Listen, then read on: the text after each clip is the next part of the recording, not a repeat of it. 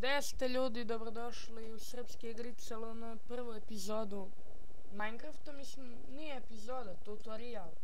A to je kako dobiti komandni blok u Minecraftu. Jednostavno je, kucate give, pa vaš username, mislim korisničko ime kako god zovete, pa 137. Evo, komandni blok.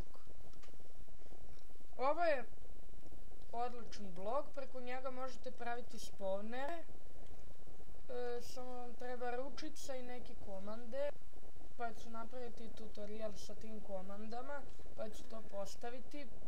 Ako već neko ne zna koje su te komande, izbacit ću i preko njega vidite. I sada, pa pošto je ovaj video kratak, produžit ćemo ga. Ajmo i svetionik. Jednostavno je give, vaš korisničko ime, pa 8. Joj, ovo nije svetionik, ovo je voda. Dobro, kako dobiti vodu?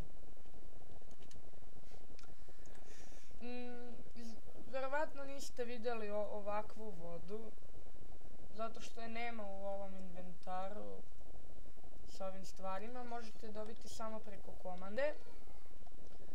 I ako neko ne zna kako se stavlja ručica preko komandne bloka i tih stvari, ovako. Držite levi shift i samo desni klik i to je to. I to je bilo to što se tiče ove epizode, mislim ovog tutoriala. Hvala vam što ste gledali ovaj video. Vidimo se